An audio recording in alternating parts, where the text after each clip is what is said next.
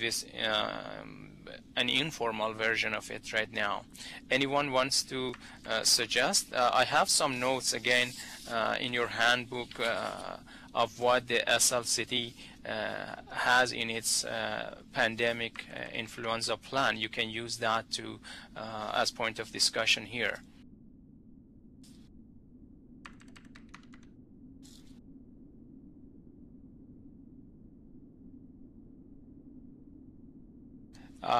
Yes, I ask about the norm. It really differs. In some communities, they start to be, more reactive. They start with formal incident command system, but in some places they start with informal one at the beginning of the outbreak, and then move on gradually to a formal version. So it really depends on your overall decision whether you want to start with a formal or an informal one at this stage. We can make a decision together depending on what we think about the situation right now. We're talking about a situation with limited local exposure, if I remember correctly. I would be more comfortable with an informal structure at this point, simply because I don't know if we have the resources to sustain a formal structure for a long period of time.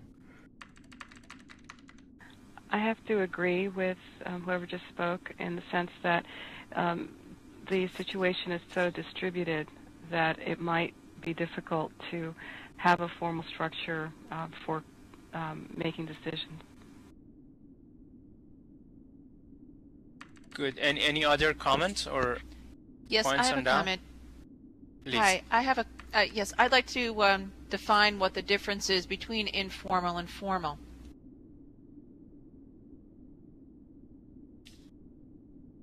The informal yes. Well, move on and say, there's an incident. There needs to be some sort of a structure of dealing with the situation. So if you could just clarify what you're talking about as far as informal versus formal. The formal ones is when, for example, you establish your command post and your EOC is running actively, and the informal one is just when you are kind of ready, but you are not. You have not activated your EOC, but you are monitoring. Let's say in that way, you have not declared activation of your command post and command structure. So it means that you can have some people or those who can attend, and those who cannot.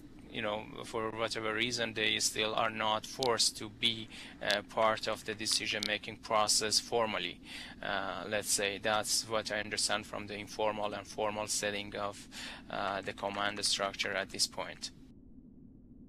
Well, given the situation, with the disease spreading, and we're giving 12-hour notices to the public, I think that, in my opinion, that we need to have set up a formal ICS. So my suggestion is that we definitely pull off the shelf the ICS processes and rehearse them across the city, perhaps in an exercise in a virtual world in future. Good, thank you.